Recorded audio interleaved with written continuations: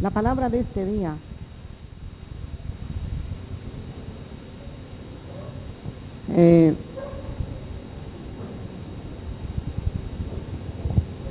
tiene una carga en mi corazón, en mi espíritu muy especial. Tomando en cuenta los tiempos en que estamos viviendo y las circunstancias que estamos pasando, especialmente en nuestro país. Yo no sé cómo puede tomar usted las circunstancias actuales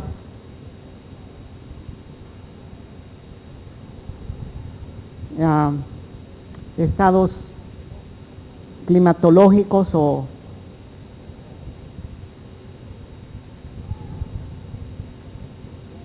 situaciones naturales que están pasando especialmente en nuestro país. No sé cómo lo toma usted o lo está recibiendo usted.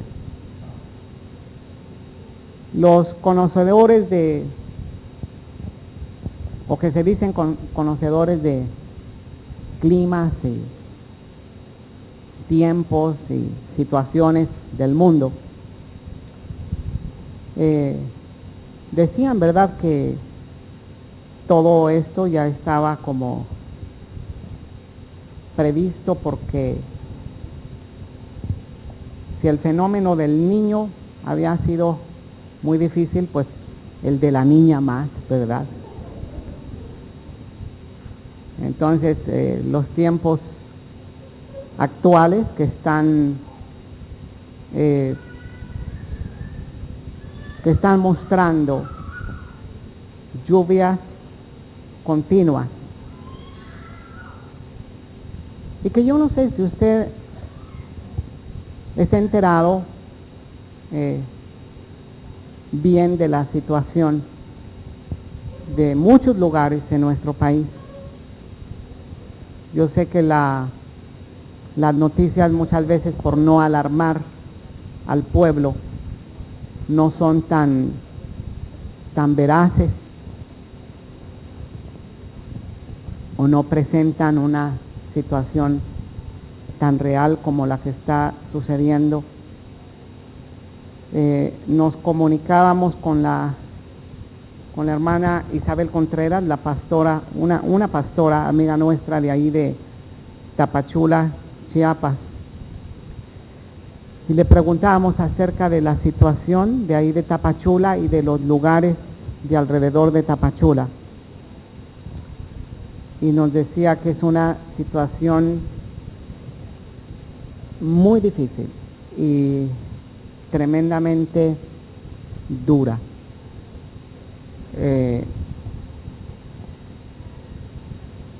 Decía con respecto de algunos de los pueblos, y las noticias nos muestran solamente algunos de las poblaciones principales de allí de alrededor de Tapachula. Hay 5,000 comunidades afectadas. 5,000 comunidades hay en Chiapas afectadas. Y el nivel de las aguas subió pues tan alto, y no es solamente pura agua lo que quedó. Todo aquello se convirtió en lodo, en terreno fangoso, y la gente camina a pie horas, y dice que camina por sobre los techos de las casas. Lo que sobresale son las copas de los árboles, y esto ha afectado, todo esto también ha afectado a nuestro estado y a otros estados de la República Mexicana. Pero bueno, nosotros aquí en Guadalajara, y yo estoy hablando acerca del pueblo cristiano,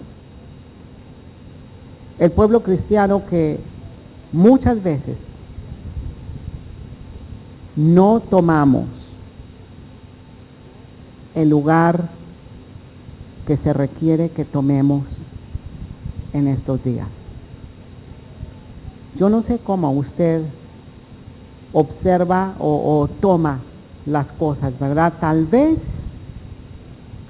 en nuestro corazón haya alguna actitud de lástima para aquellos que estén sufriendo y envías algún donativo, alguna comisión de ayuda por allá. Pero yo creo que el pueblo de Dios puede hacer más que eso solamente, que eso que está haciendo nada más. Yo pienso que son tiempos difíciles y que con toda seguridad Dios está en medio de la situación. Porque la palabra de Dios habla, por ejemplo, con respecto de las lluvias, que el Señor envía su lluvia por algunas razones. Dice, el Señor envía su lluvia por bendición o envía su lluvia también como juicio, como castigo. Yo no creo que la lluvia que ha venido sea una bendición. Yo creo que es algo muy duro. Y por este motivo, yo tengo en mi corazón compartir un tema tratando de que sacuda nuestra vida y que nos despierte a algo que Dios quiere despertarnos. En lugar de estar tan involucrados en situaciones que alrededor de nosotros pudieran considerarse como situaciones de sal y pimienta, situaciones tan ligeras, de nuestro egoísmo, de nuestro orgullo, de nuestra vanagloria, de muchas cosas personales, muchas veces aún de nuestra autocompasión o de sentimientos incorrectos, y estamos descuidando las cosas más grandes a las cuales el Señor nos ha llamado.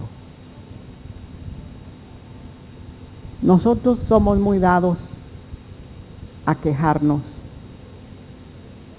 del gobierno, de las autoridades, de la situación en nuestro país,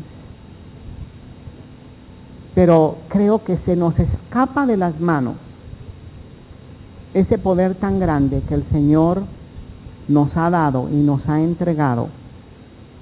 Y siempre que Dios entrega un poder a alguien, siempre lo entrega con una responsabilidad de ese poder que te entrega. Por ejemplo, el Señor Jesucristo mencionó y dijo, fuego vine a traer a esta tierra. ¿Y qué quiero si ya se ha encendido? Este fuego, el Señor viene, el fuego de su Espíritu, viene y te lo entrega a ti. Porque Juan dijo, yo vine a bautizar con agua, pero viene otro atrás de mí, al cual yo no soy digno de desatar las correas de su calzado, el cual os va a bautizar en Espíritu Santo y fuego. ¿Cuántos de los de aquí han sido bautizados en Espíritu Santo y fuego? Si usted ha sido bautizado en Espíritu Santo y fuego, el Señor le ha colocado, le ha entregado un poder muy grande, una autoridad muy grande, pero a la misma vez le ha colocado una responsabilidad muy grande. Y creo yo que el Señor quiere que tomemos esta responsabilidad. En Ezequiel capítulo 14, nosotros vemos unos versículos de una circunstancia a la cual Dios se está refiriendo cuando hubiera un desastre en la tierra o un juicio o un castigo de Dios.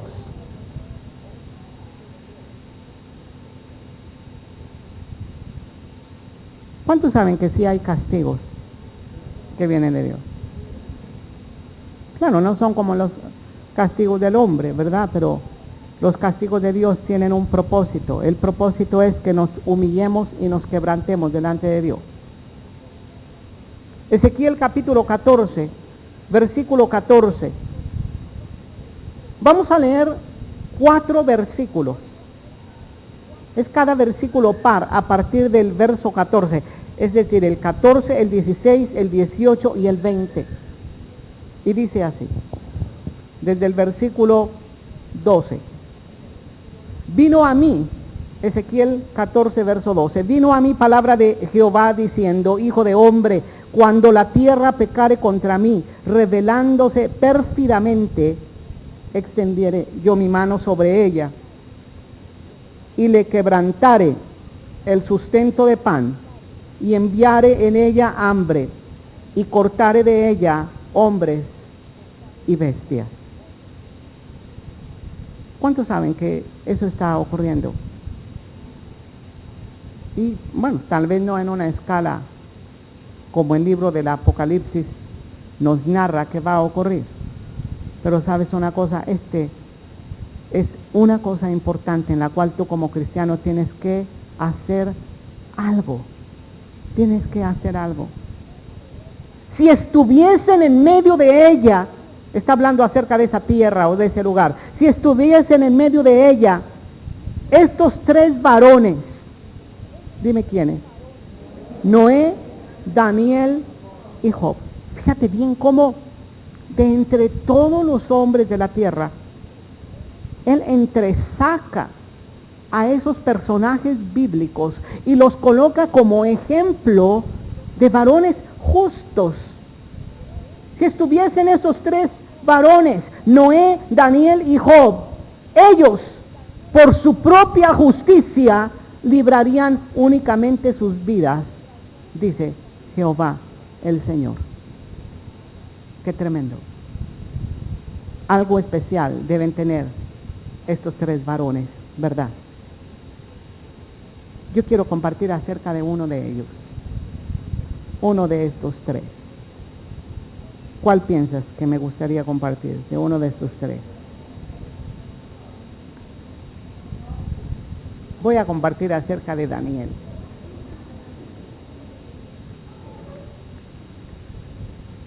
Se necesita alguien en estos días que tenga el espíritu de Daniel. Necesitamos conocer cómo era Daniel para saber por qué razón el Señor entresaca de entre todos los habitantes de la tierra a estos 3 varones, a Noé, a Daniel y a Job. Y yo quiero enfatizar en este día acerca de Daniel. Dice verso 16, y estos 3 varones estuviesen en medio de ella, vivo yo, dice Jehová el Señor, ni a sus hijos, ni a sus hijas librarían. Ellos solos serían librados y la tierra quedaría desolada. Qué juicio tan tremendo está anunciando aquí el Señor, ¿verdad? Versículo 18. Repite de estos 3 varones. 4 veces habla acerca de estos 3 varones. Verso 18. Y estos 3 varones estuviesen en medio de ella, vivo yo, dice Jehová el Señor, no librarían a sus hijos ni a sus hijas, ellos solos serían librados. Versículo 20. Y estuviesen en medio de ella Noé, Daniel y Job, vivo yo, dice Jehová el Señor, no librarían a hijo ni a hija. Ellos por su propia justicia librarían solo sus propias vidas. Qué tremendo. No sé si a ti te llama tanto la atención como a mí en lo particular.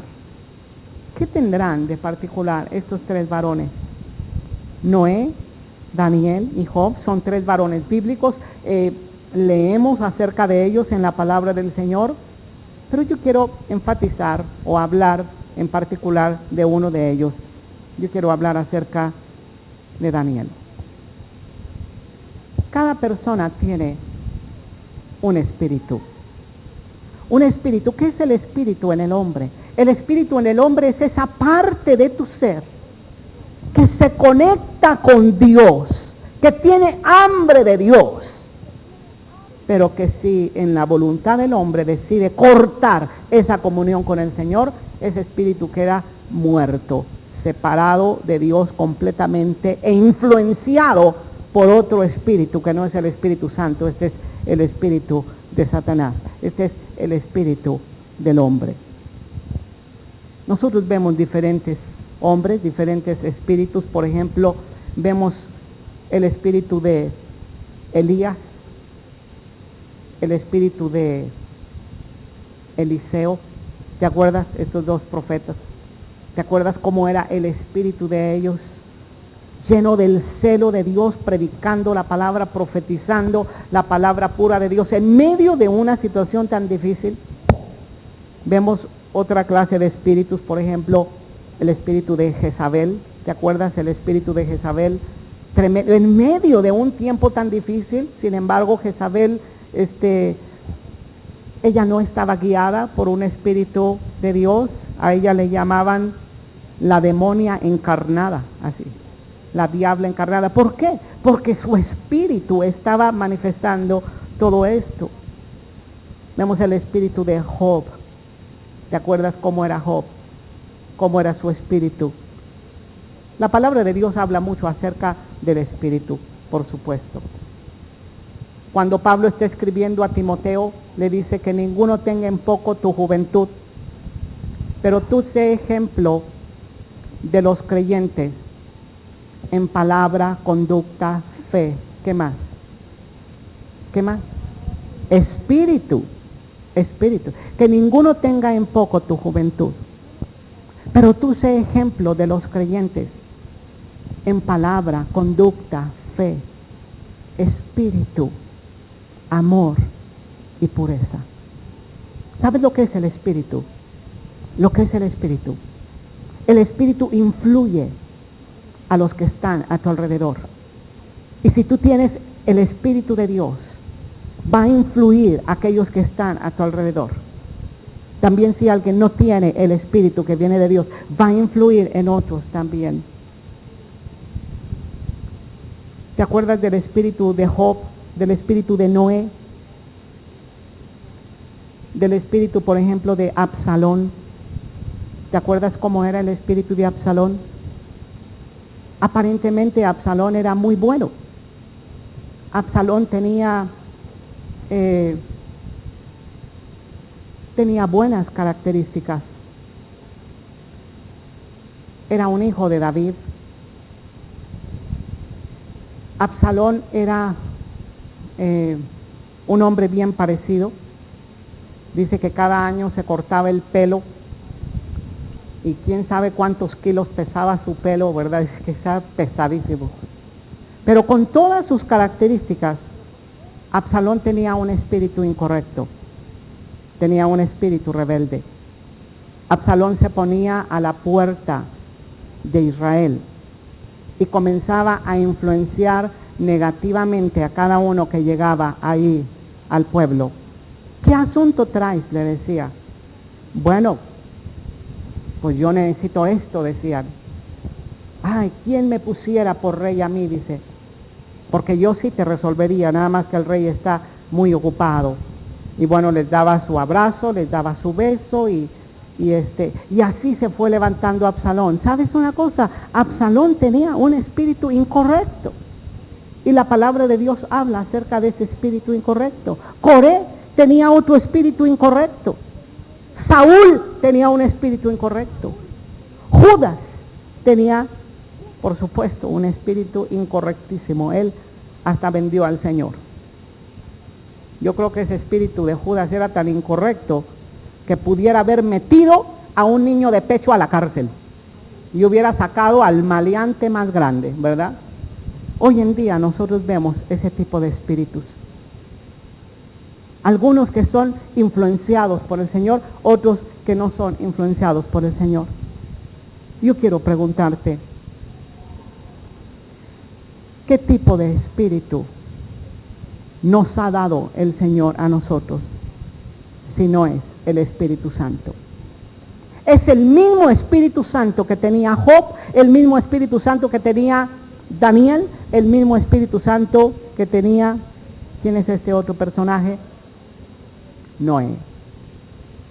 Yo quiero hablar acerca del espíritu de Daniel, cómo era la característica del espíritu de Daniel. Yo quiero nombrarte 8 características del espíritu de Daniel. Tal vez no termine yo las 8 en este mensaje, pero si tú sientes que es algo importante, yo quiero pedirte que tú tomes nota de ese mensaje y no faltes la próxima vez que concluyamos el espíritu, acerca del espíritu de Daniel.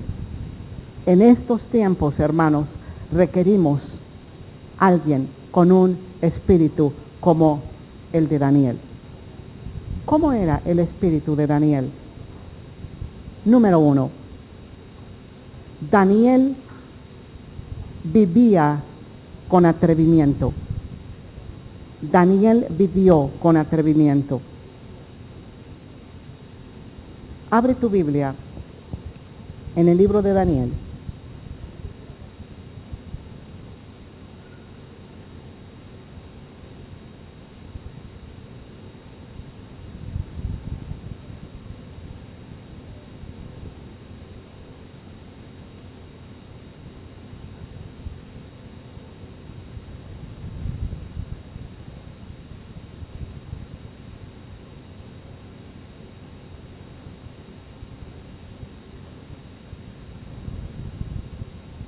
En el capítulo 1 y en el versículo, capítulo 2, capítulo 2.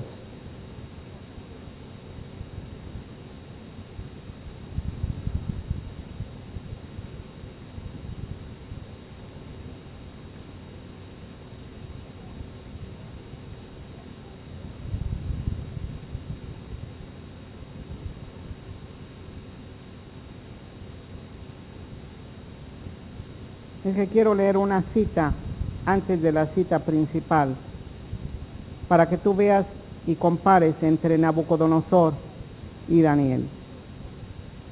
Capítulo 2, aquí, el versículo 29. ¿Lo tiene? Dice así: estando tú, oh rey, en tu cama, te vinieron pensamientos por saber lo que había de ser en lo porvenir. Y el que revela los misterios te mostró lo que ha de ser. A mí me ha sido revelado este misterio, no porque en mí haya más sabiduría que en todos los vivientes, sino para que se dé a conocer al rey la interpretación y para que entiendas los pensamientos de tu corazón. Tú, oh rey, veías, he aquí una gran imagen. Esta imagen, que era muy grande y cuya gloria era muy sublime, estaba en pie delante de ti, y su aspecto era terrible. La cabeza de esta imagen era de oro fino, su pecho y sus brazos de plata, su vientre y sus muslos de bronce, sus piernas de hierro, sus pies en parte de hierro y en parte de barro cocido. Estabas mirando hasta que una piedra fue cortada no con mano e hirió a la imagen en sus pies de hierro y de barro cocido y los desmenuzó. Y entonces fueron desmenuzados también el hierro, el barro cocido, el bronce, la plata, el oro, y fueron como tamo de las eras de verano. Se los llevó el viento sin que ellos quedara rastro alguno, mas la piedra que hirió a la imagen fue hecha un gran monte que llenó toda la tierra. Los que han estudiado el libro de Daniel se acuerdan que esta visión era como una estatua con diversos materiales: oro, plata, bronce, hierro y parte de hierro, parte de barro cocido. Esto representa los imperios del hombre. Bueno, lo que Nabucodonosor hizo, sabiendo que los reinos humanos eran temporales y que él como rey de Babilonia representaba al oro, y luego después iba a venir Media y Persia, que era representado por la plata. Entonces Nabucodonosor construye una imagen de oro puro. Y entonces hay una ley ahí en Babilonia, que cualquiera que no adorara esa imagen iba a ser arrojado en el horno de fuego. ¿Sabes que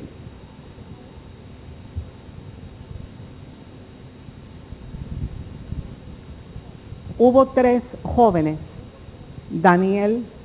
los amigos de Daniel, Sadrach, Mesach y Abednego, que ellos vivieron exactamente en el ejemplo de Daniel? Vivieron con tanto atrevimiento para hacer lo correcto, que ellos no adoraron a esa imagen y fueron arrojados al horno de fuego. En esta circunstancia o en este momento, Daniel parece que no se encontraba ahí en la provincia, pero sabes que más tarde le tocó la oportunidad a Daniel para vivir con atrevimiento.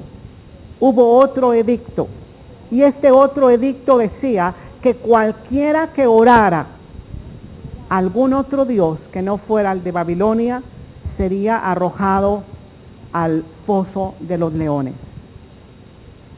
Y bueno, yo quiero preguntarte, en este momento en que estamos viviendo unos tiempos tan especiales en nuestro planeta, ¿qué pasaría si tú y yo estuviéramos en circunstancias como hay otros cristianos en algunas partes del mundo, donde su cristianismo no puede ser expresado tan libremente como nuestro cristianismo?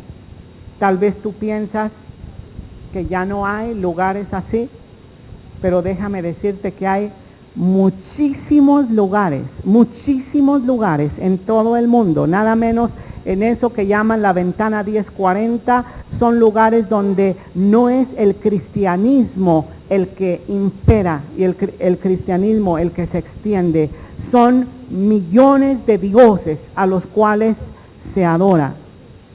Y la pregunta es, ¿qué harás tú en circunstancias difíciles con respecto de tu cristianismo? ¿Vivirás con atrevimiento como vivió Daniel? ¿Vivirás con atrevimiento como vivió Sadrach, Mesach y Abednego? ¿Vivirás con atrevimiento cristiano en cada circunstancia?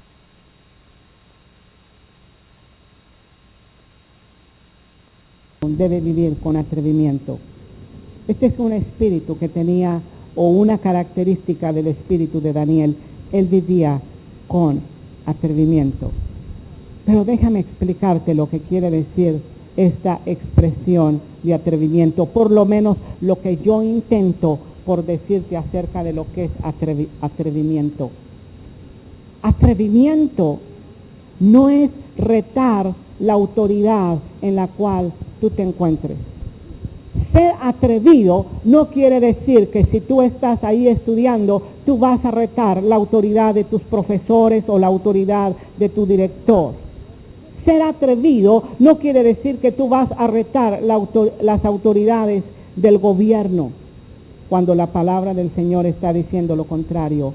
Pero vivir con atrevimiento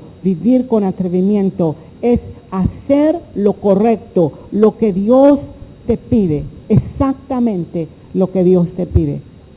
Sabes que es tan importante que tú vivas con atrevimiento, que tú te atrevas a manifestarte exactamente como lo que tú eres, como un hijo de Dios. El otro tipo de atrevimiento no es un atrevimiento el cual Dios va a recompensar o Dios va a honrar.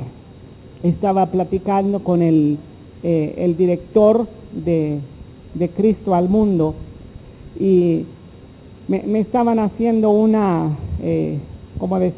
relación de los estudiantes que ha habido ahí en esta institución, en Cristo al Mundo, y yo les pregunté que cuáles eran las características que ellos estaban pidiendo para graduar a un alumno.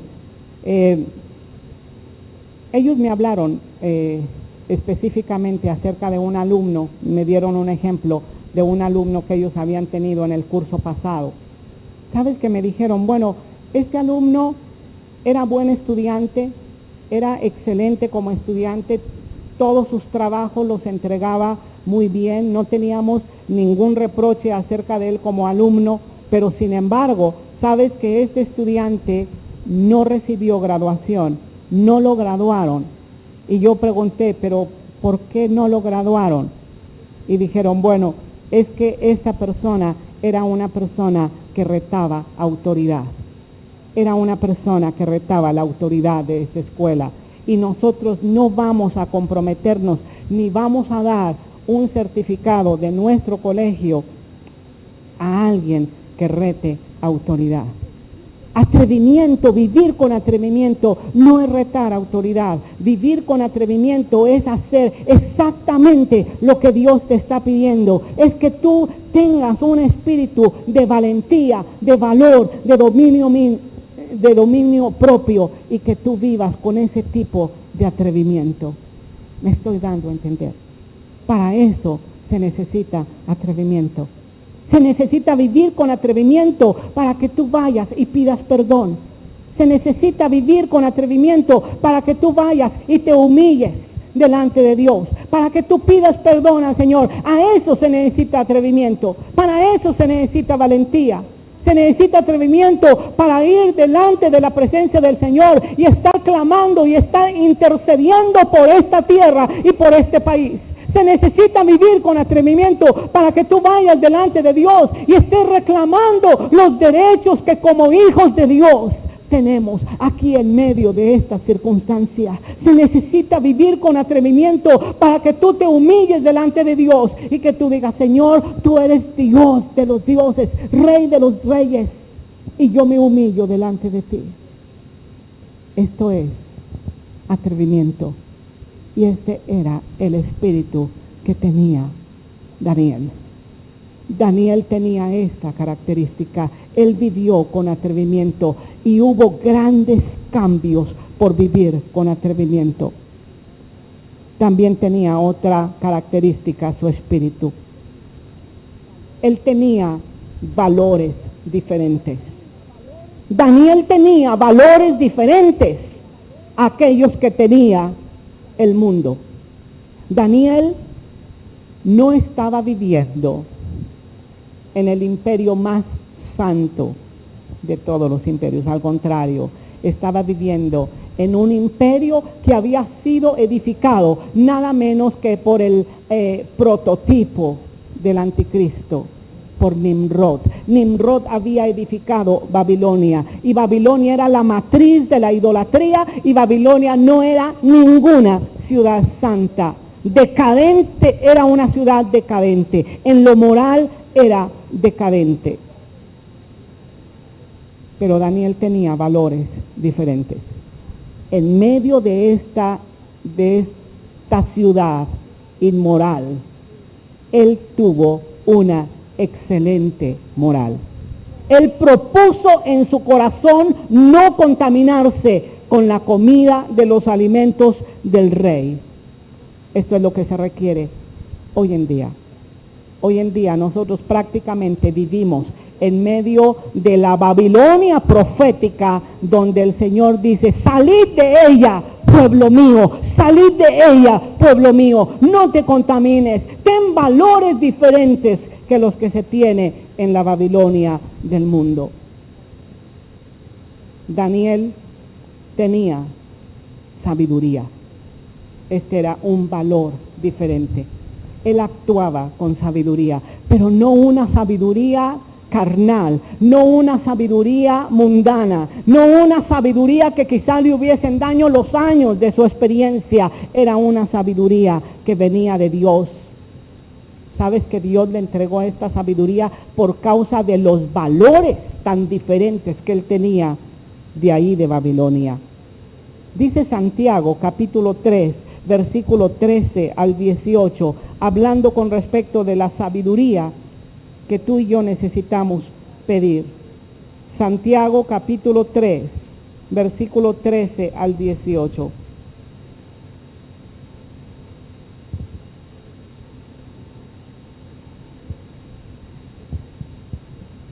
¿Lo tienes? Dice, ¿quién es sabio y entendido entre vosotros? Muestre por la buena conducta sus obras en sabia mansedumbre. Pero si tenéis celos amargos y contención en vuestro corazón, no os jactéis ni mintáis contra la verdad, porque esta sabiduría no es la que desciende de lo alto, sino que es terrenal, ¿qué más? Animal, ¿y qué más? O sea que podemos ser tremendamente sabios, pero no es la sabiduría lo que confirma que viene de Dios por ser sabio. Es el fruto de esa sabiduría lo que confirma que viene de Dios.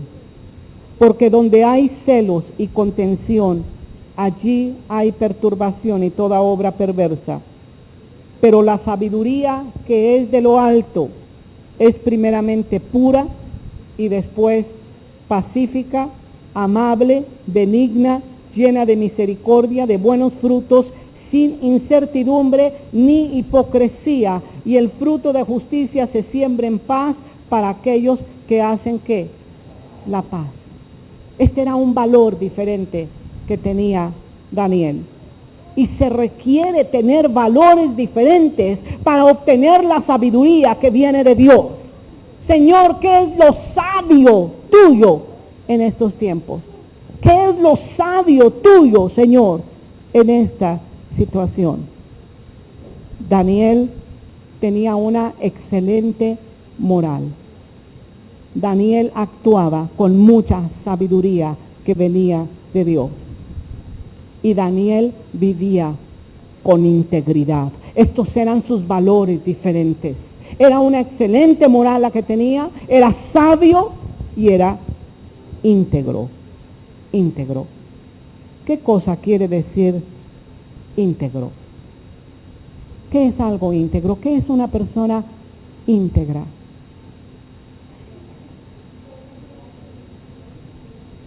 Es de una pieza. ¿Qué más es ser íntegro? Es honesto, es puro, es sincero, es sin doblez, es sin hipocresía. Eso es ser íntegro. Ser íntegro se define alguien que actúa con motivaciones correctas y que tanto su actuar como su motivación es correcta. Porque muchas veces una persona puede faltarle la integridad cuando él piensa que los fines justifican los medios. ¿Cuántos piensan así? Que el fin justifica los medios. Los fines no justifican los medios. Nosotros estamos llamados a hacer lo correcto, pero en los medios correctos, en los medios que vienen de Dios. Eso es ser íntegro. Cuando tú escoges hacer lo correcto en una manera correcta, eso es ser íntegro. Yo creo que en estos tiempos necesitamos cristianos como Daniel. Necesitamos cristianos que vivan con atrevimiento. Necesitamos cristianos que tengan valores diferentes. No necesitamos a nosotros mismos que nosotros pidamos al Señor que actuemos como Daniel. Que tengamos atrevimiento, pero que tengamos valores diferentes. Número 3, Daniel tenía madurez. Daniel tenía madurez. A pesar de ser joven, él mostró madurez. ¿Qué es la madurez? ¿Cómo viene la madurez? Madurez no viene con la edad. Madurez, te voy a decir cómo viene. Madurez viene por aceptar la responsabilidad. Cuando una persona acepta su responsabilidad, esa persona adquiere madurez. Madurez. ¿Sabes que todo mundo quiere ser responsable únicamente de sus éxitos, pero no de sus fracasos? Madurez es ser responsable no solamente por sus éxitos, pero también por sus fracasos. ¿No te has fijado que es una actitud común en el ser humano cuando un estudiante, levante la mano los que son estudiantes de primaria, secundaria, preparatoria, universidad? Y cuando tú sacas una mala calificación, que tú sacas 40 sobre 100, reprobado, y entonces vas a tu casa, y normalmente la expresión común es: oye, hijo, ¿qué sacaste? Me reprobaron. No es responsable de su fracaso. Hace responsable a otros de su fracaso. Ellos me reprobaron, pero ¿qué tal si saca 100? Entonces sí es responsable de su éxito. Saqué 100, me saqué 100. Jamás dice, me pusieron 100. No, saqué 100, me reprobaron, ¿verdad? Pero es que el maestro me recogió la prueba, pero es que esto, es que lo otro, ¿sabes? Este es ser irresponsable. Esto no es ser maduro. Ser maduro es aceptar tu responsabilidad no solamente en tus éxitos. De por sí hay este dicho que dice que el éxito tiene muchas madres, pero el fracaso es huérfano. Sí, sabes que cuando me preguntan, por ejemplo, me preguntan de Julio, ¿verdad? Ay, ese hermano toca tan bien y es tan ungido y todo esto. Y yo le digo, sí, gloria a Dios, sí, pues. Nosotros lo tuvimos desde que cuando era bebé en la iglesia, ¿verdad? Y que el hermano, el ingeniero Pitaluga, es mi suegro, ¿verdad? Sí. ¿Sabes una cosa? El éxito, todo mundo quiere como apropiarse del éxito, ¿verdad? Ay, ¿quién organizó esto? Pues la iglesia fulana, ¿verdad? No, hombre, yo le conocí desde que era mundano, yo le conocía, ¿verdad? Estos son, queremos ser responsables de los éxitos, pero ¿qué tal de los fracasos? ¿Qué tal de los fracasos? Primeramente acepta la responsabilidad de los fracasos. Acepta tu responsabilidad en tu fracaso, en lo que tú hiciste incorrecto. ¿Cuál fue lo incorrecto que tú hiciste? ¿Qué fue aquello que no hiciste adecuadamente en esta situación? Eso trae madurez a tu vida. Lo demás viene de las raíces adámicas. ¿Te acuerdas cuando Adán y Eva pecaron? Y entonces viene Dios con Adán y le dice, pero Adán, ¿qué has hecho? ¿Qué has hecho? Y le dice Adán, la mujer que tú me diste me dio del fruto. ¿A quién le estaba echando la culpa? A Dios mismo. La mujer que tú me diste, pues sí, me agarraste dormido, a ver que yo lo hubiera escogido, ¿verdad? Yo hubiera escogido otra costilla, pero tú escogiste esa, ¿verdad? Tú me dormiste y entonces la escogiste y esa mujer que tú me diste. Y entonces va con la mujer, ¿pero qué has hecho? Y la mujer dice, que la serpiente me engañó. La única que no se escogió fue la serpiente, fíjate. Pues ni modo de decirles que los 10,000 demonios no, la serpiente no tuvo oportunidad de decir eso, ¿verdad? Así es. Actuar con madurez es aceptar nuestra responsabilidad. Aceptar nuestra responsabilidad. En esta situación, mis hermanos, ¿quién es responsable? ¿Quién es responsable? El pastor es el responsable. Sí, hermanos, yo acepto mi responsabilidad. Sí la quiero aceptar. Porque yo quiero ser maduro. Pero si tú no aceptas tu responsabilidad en una situación, no estás actuando con madurez. Estás actuando con inmadurez. Y en este tiempo se necesita madurez.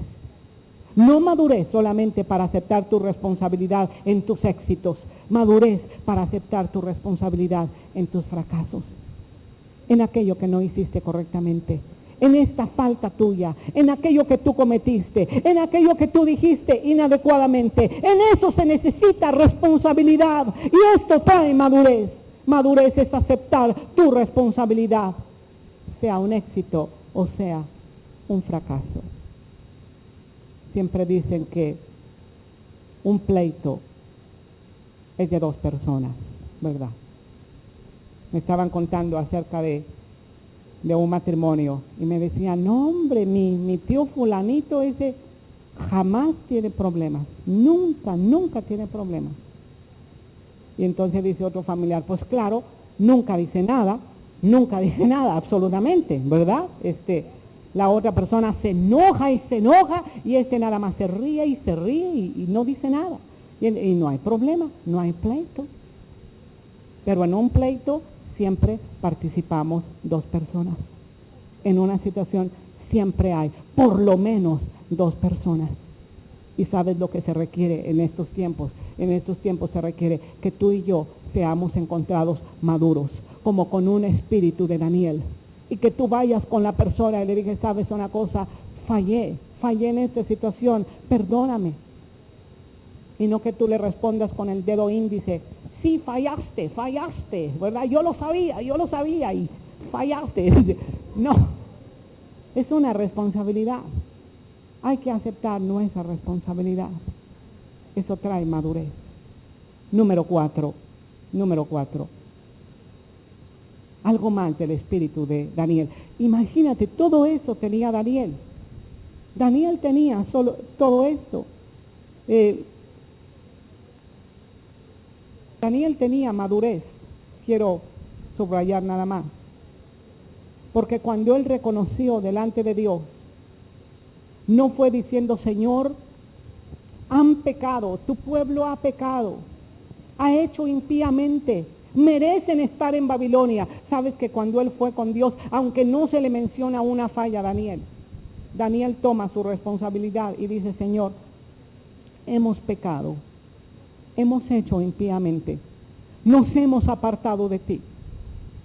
Eso es madurez, eso es actuar con madurez. Pero número 4, Daniel tenía persistencia hasta llegar a sus metas trazadas. Hoy en día se necesita cristianos persistentes, que tú tengas persistencia, que tú comiences alguna cosa del Señor y tú tengas persistencia. Y podemos recordar muchos ejemplos de Daniel. Daniel, por ejemplo, ayunó durante 10 días. Pero él no cortó su ayuno en el día 6º o en el día 7º.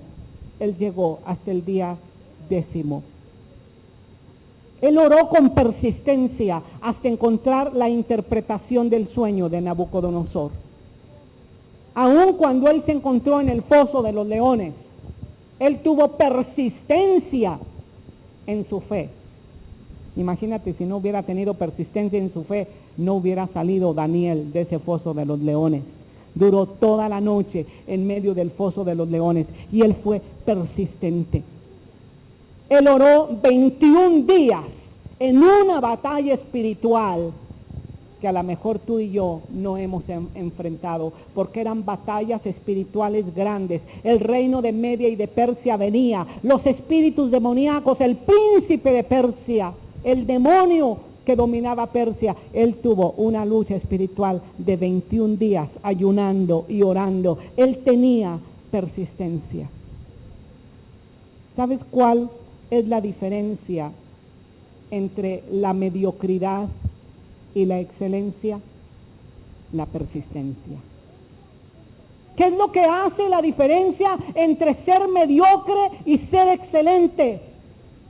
La persistencia. La persistencia. Sabes que muchas personas desisten de sus intentos por causa de sus fracasos. Y siempre dicen, es que nunca lo voy a lograr. Nunca voy a lograr esto. Nunca voy a llegar a la meta en eso. ¿Te acuerdas de un hombre? Su puro nombre yo creo que te va a hacer que lo identifiques. Él se llamó Albert Einstein. ¿Quién recuerda de Albert Einstein? Todos sus principios, ¿verdad?, están funcionando el día de hoy, sus descubrimientos, aún sus profecías matemáticas, ¿verdad? Todo esto de Albert Einstein, un genio. ¿Sabes que Albert Einstein, una de sus materias más difíciles en la escuela eran las matemáticas?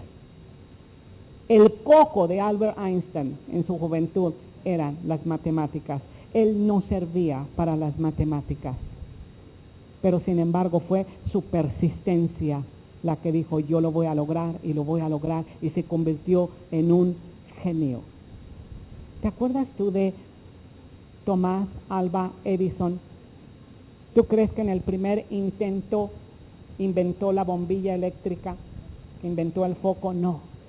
Él tuvo fracasos y fracasos y fracasos y fracasos, pero él fue persistente aún a pesar de sus fracasos.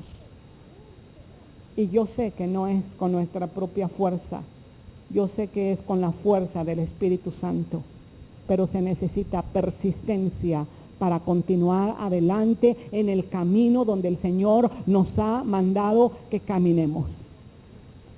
¿Tú crees que en ocasiones mi situación, quiero hacerte una confesión, pero mi situación anímica, mi estado anímico, mi ánimo, ¿tú crees que a veces no está más abajo de los suelos? Que muchas veces estoy arrastrando la cobija, pero nunca me has visto aquí en el servicio con la cobija arrastrando. No me vengo con la cobija aquí.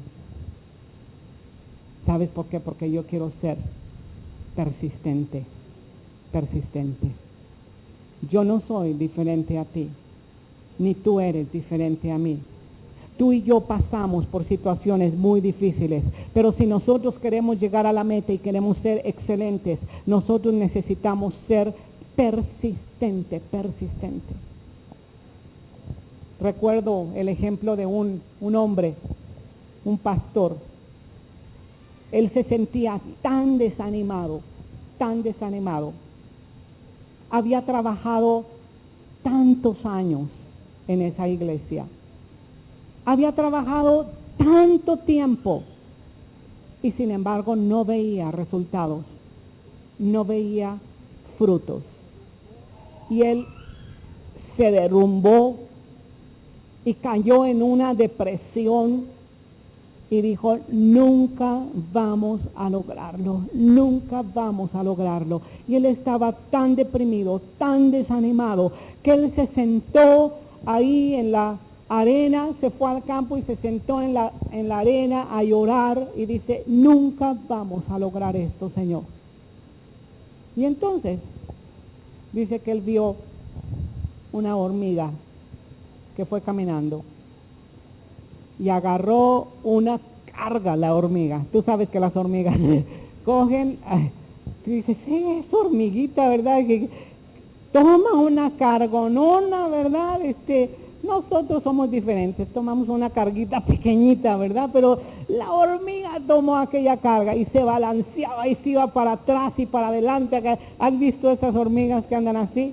Y sabes que comenzó a subir y a subir y a subir y a subir, ¿verdad? Una pared, ¿verdad? Y iba a llegar hasta el otro lado, quería llegar al otro lado.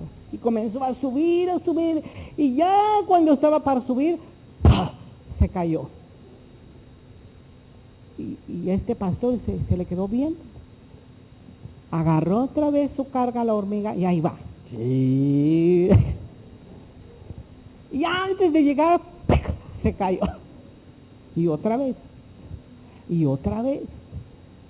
Contó 174 veces que la hormiga trató de subir la cuesta y no pudo. Pero a las 175, lo logró. sabes que este ejemplo tan pequeño a este pastor le hizo levantarse, le hizo sacudirse, le hizo recordar quién era y le hizo tener persistencia, hermano, tener persistencia.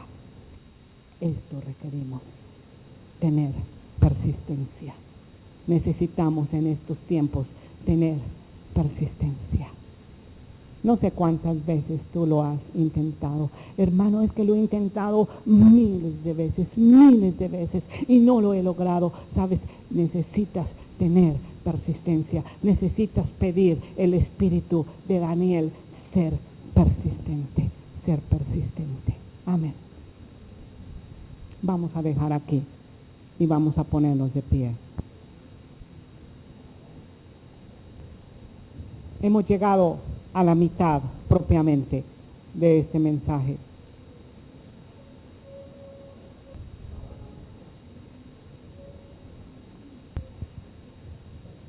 Yo quiero que tú medites en estos cuatro características del espíritu de Daniel.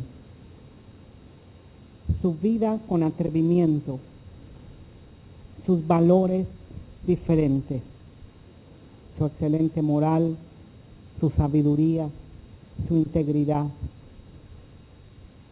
Quiero que tú medites en su madurez, en ser responsable